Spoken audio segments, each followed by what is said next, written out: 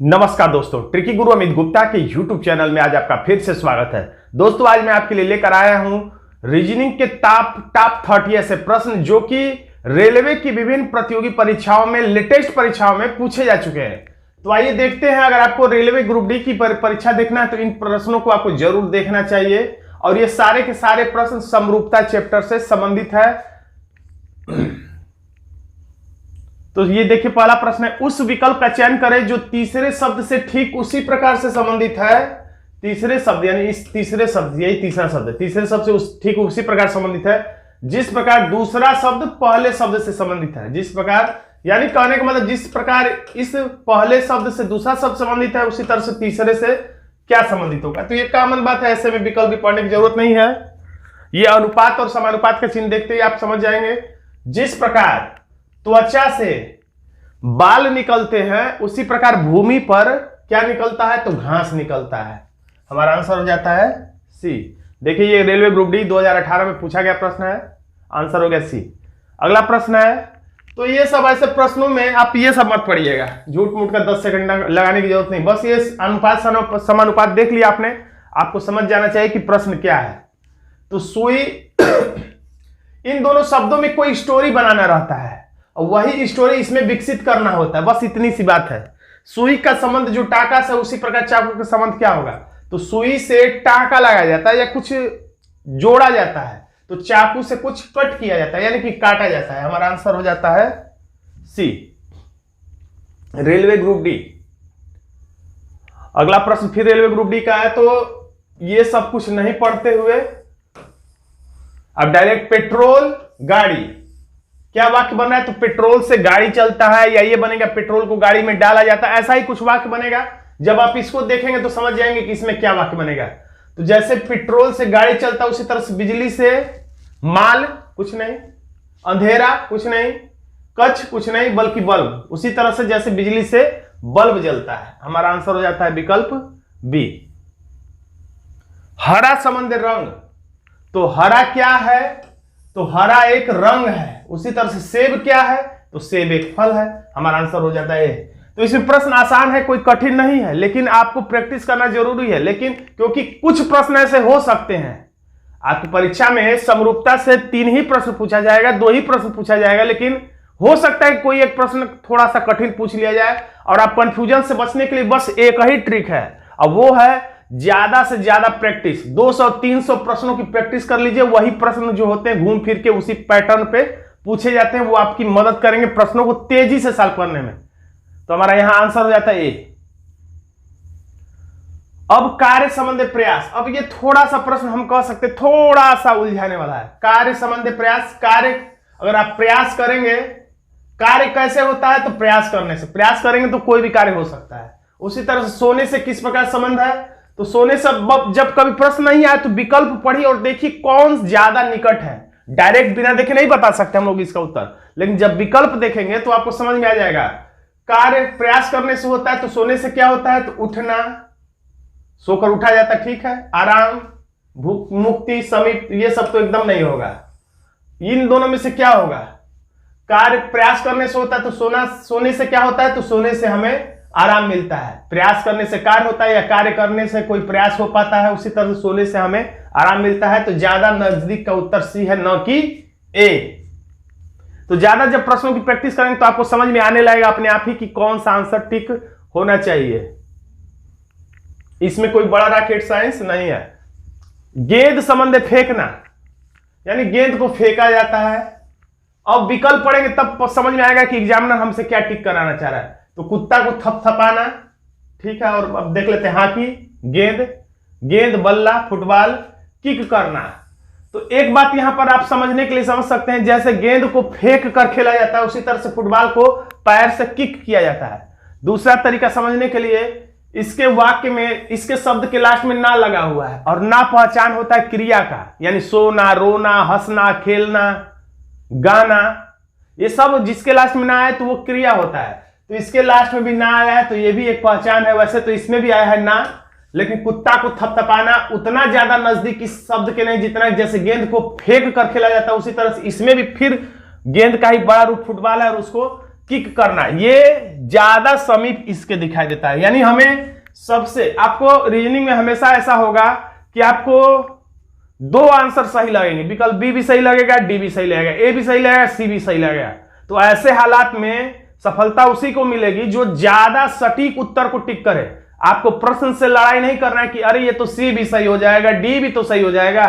सही तो हो जाएगा, लेकिन उस समय आपको यह बताना होगा कि इन दोनों में सबसे सटीक कौन है। एग्जामिनर के माइंड मेकअप के हिसाब से कौन सा आंसर सही होना चाहिए। और ये माइंड सेट कैसे होता है, तो ढेर सारा प्रैक्टिस करने से। तो अगला प्रश्न है, कवि संबंधे कविता। तो मोची संबंधे क्या, तो जिस प्रकार से कवि जो है कविता का निर्माण करता है, उसी तरह से मोची क्या करता है, मांस नहीं, मोजे नहीं, जूते का निर्माण करता है। तो ठीक वैसे नहीं, लेकिन उसी के जैसे लगभग हमारा आंसर हो जाता है विकल्प बी। अगला प्रश्न है, लोहा और संबंधे। तो आप अगर आपको देखे होंगे जीके का ये प्रश्न है, लोहा का प्रतीक है Fe, तो चांदी का प्रतीक चिन्ह क्या है, तो Ag। हमारा आंसर हो जाता है सी। छाया संबंधी प्रकाश, थोड़ा सा उलझा हुआ प्रश्न। छाया संबंधी प्रकाश, तो परावर्तन संबंधी, यानी कि छाया जो बनती है वो प्रकाश के ही कारण बन पाती है। छाया अंधेरे में छाया नहीं बनेगी। तो छाया जो प्रकाश में बन सकती है, तो उसी तरह से परावर्तन रिफ्लेक्शन कैसे हो सकता है, तो जल में भी परावर्तन होता है। यानी और कोई ऐसा विकल्प नहीं है, वायु, गंदगी, कपड़ा। तो जो सही उत्तर है, अधिकतम सही उत्तर है जो विकल्प के हिसाब से हमें पता चलता है, वो है सी। यानी कि हमें विकल्प को देखना ही पड़ेगा, तभी हम सटीक उत्तर बता सकते हैं। रसायन विज्ञान में परमाणु का अध्ययन, तो जीव विज्ञान में किसका अध्ययन, तो अणु का नहीं, बायोमेट्रिक्स नहीं, न्यूरॉन तो है लेकिन नहीं, कोशिकाओं का अध्ययन। मानव शरीर की सबसे छोटी इकाई कोशिकाएं होती हैं।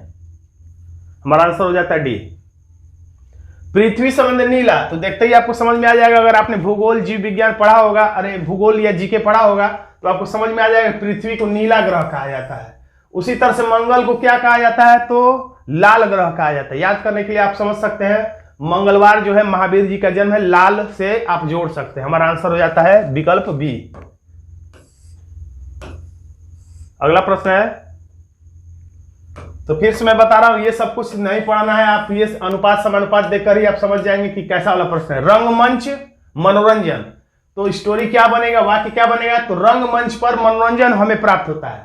तो मंदिर में हमें क्या प्राप्त होता है, यानी मंदिर में क्या होता है, तो पूजा होता है। न तो देव को टिक नहीं करना है, लोग तो होते हैं लेकिन लोग को नहीं रहना भी, लोग भी कुछ हद तक ठीक है, देव भी कुछ हद तक ठीक है, लेकिन सटीक उत्तर है जिस प्रकार रंगमंच पर मनोरंजन होता है, उसी तरह मंदिर में पूजा होती है। एकदम सटीक उत्तर डी ही होगा, कोई कंफ्यूजन नहीं।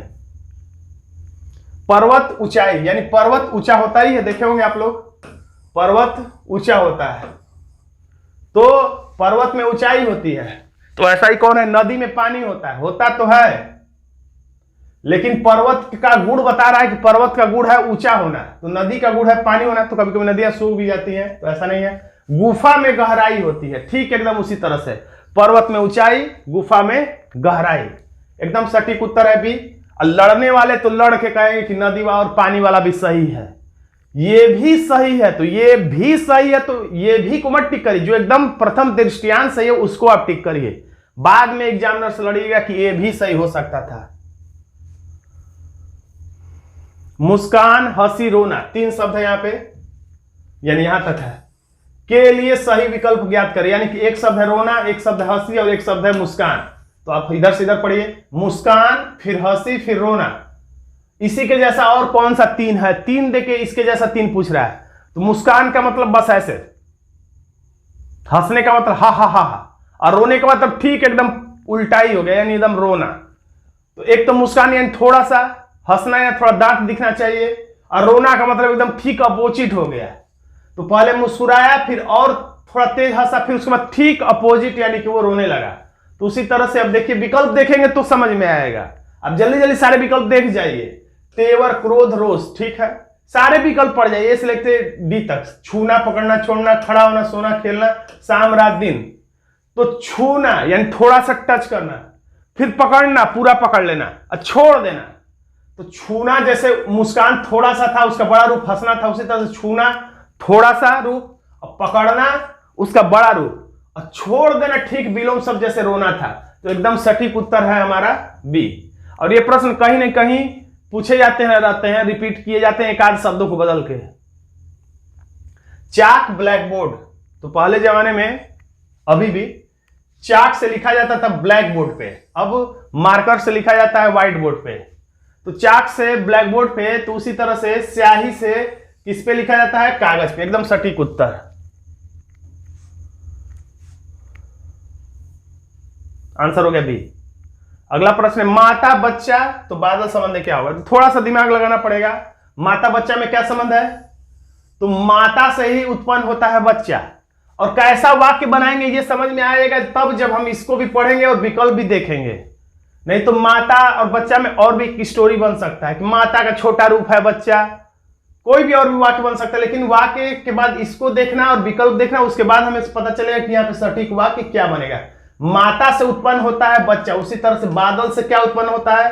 तो पानी भी कह सकते हैं, बारिश भी कहते हैं। लेकिन पानी जो हम लोग पीते हैं उसको बोलते हैं, लेकिन बारिश एक स्पेशल होता है जो आसमान से आता है। यानी कि हमारा सटीक उत्तर हो जाएगा ए, न कि सी।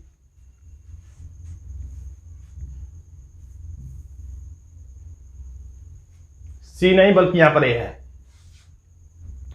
पंछी में पंख होते हैं, पक्षी में पंख होते हैं, तो मछली में क्या होते हैं? तो याद रखिए, इस वीडियो को यहीं पे रोक दीजिए और खुद से कमेंट बॉक्स में इसका उत्तर दीजिएगा और ईमानदारी से दीजिएगा, तब जाके वीडियो आगे बढ़ाइएगा। देखते हैं किसका किसका उत्तर सही होता है। मेरे उम्मीद से 50% के आसपास लड़के जो होंगे जरूर इस प्रश्न में फंस सकते हैं। उनको कहीं ना कहीं ये प्रश्न पढ़ा होगा जिसके आधार पर वो तुरंत कर देंगे गलफड़ा। लेकिन ये बात दूसरा है, वो बात दूसरा है। वो प्रश्न दूसरा था, ये प्रश्न दूसरा है।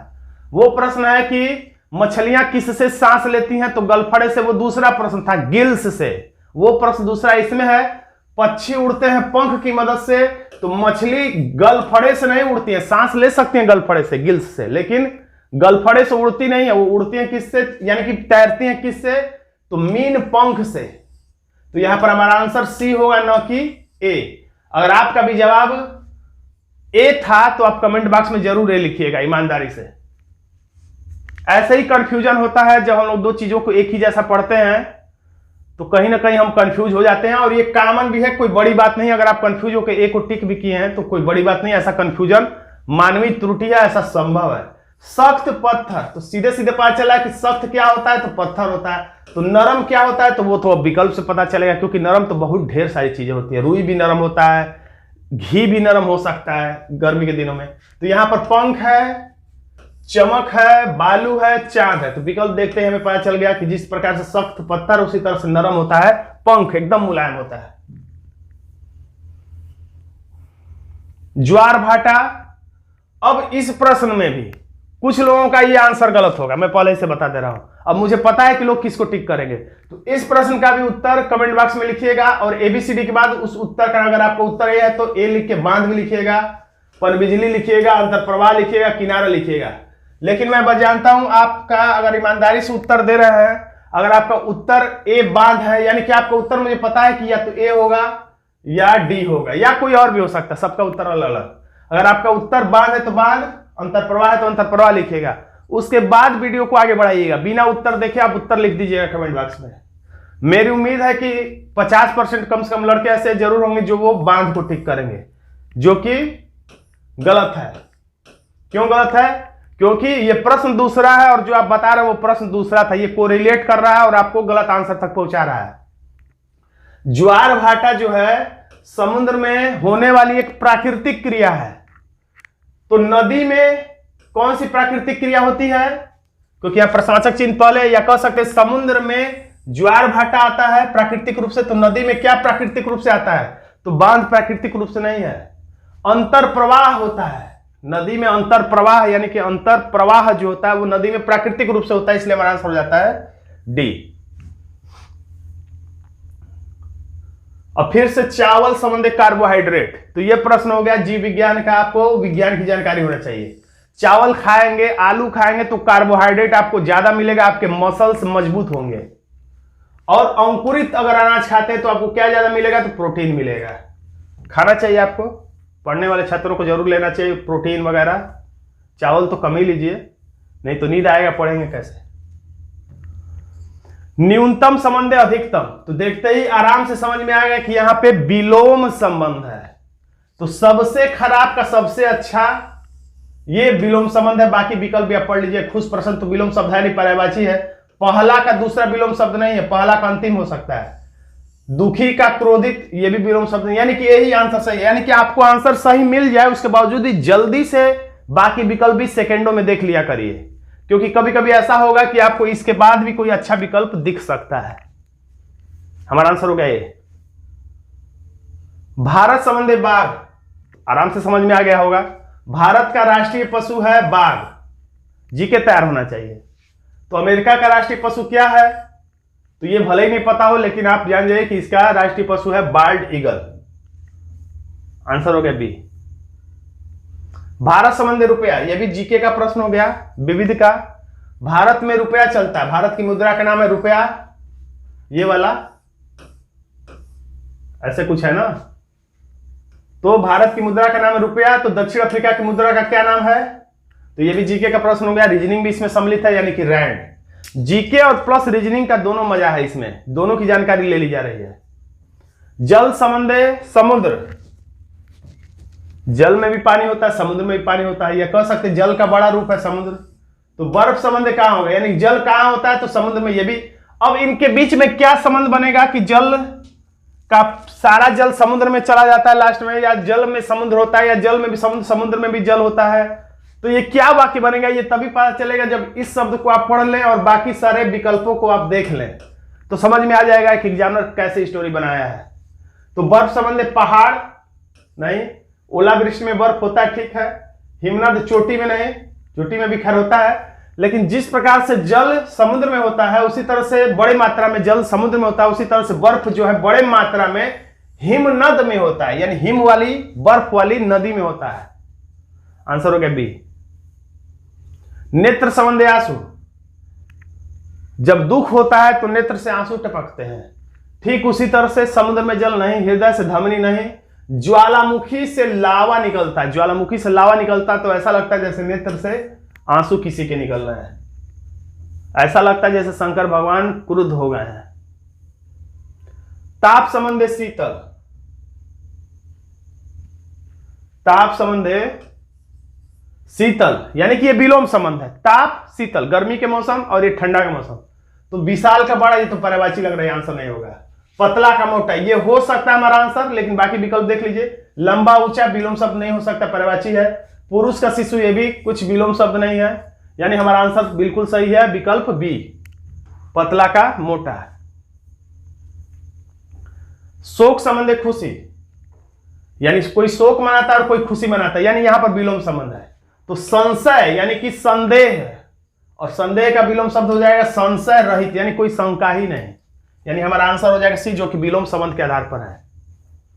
अगला प्रश्न है कार्य संबंधी जूल। तो विज्ञान के छात्र आराम से समझ जाएंगे, यानी जीके में जो विज्ञान पढ़ा है आराम से समझ जाएगा। कार्य का मात्रक है जूल, तो पावर का मात्रक क्या है, तो पावर का मात्रक है वाट। हमारा आंसर हो जाता है सी। अगला प्रश्न है परिवहन संबंधी माल, यानी परिवहन से क्या जाता है, तो माल, यानी ढेर सारे माल का मतलब कोई चीज का सामान जो है एक स्थान से दूसरे स्थान तक जो जाता है, जिसको व्यापारी लोग बेचते हैं, दुकानदार बेचते हैं, उसे माल कहा जाता है। तो माल कैसे जाता है, परिवहन से। तो माल जो है परिवहन के माध्यम से इधर उधर जाता है, या परिवहन से क्या चीज इधर उधर जाता है, तो माल। तो बैंक के माध्यम से क्या इधर उधर जाता है, तो धन, इधर का धन उधर, उधर का धन उधर ट्रांसफर होता है, यानी हमारा आंसर हो जाता है ए। अगला प्रश्न है संक्रांति संबंधी आंध्र प्रदेश। संक्रांति एक पर्व है, जैसे मकर संक्रांति है, तो आंध्र प्रदेश में उसे संक्रांति कहा जाता है। तो संक्रांति जो पर्व है ये कहां मनाया जाता है, तो आंध्र प्रदेश में। तो इसी तरीके से भांगड़ा तो कोई पर्व नहीं है, नृत्य है, कथक भी नृत्य है, तो हमारा यहां पर आंसर हो जाता है ए ओणम केरल। ओणम भी एक त्योहार है जो कि केरल में मनाया जाता है, हमारा आंसर हो गया ए। तो दोस्तों आज का छोटा सा वीडियो आपको कैसा लगा कमेंट बॉक्स में जरूर लिखिएगा। वीडियो अच्छा लगा तो वीडियो को लाइक कर दीजिएगा, इसे अपने दोस्तों में शेयर कर दीजिएगा और अभी तक आपने हमारे चैनल को सब्सक्राइब नहीं किया तो सब्सक्राइब भी जरूर कर लीजिएगा, क्योंकि ऐसा ही ट्रिकी वीडियो मैं समय समय पर लाता रहता हूं। धन्यवाद दोस्तों।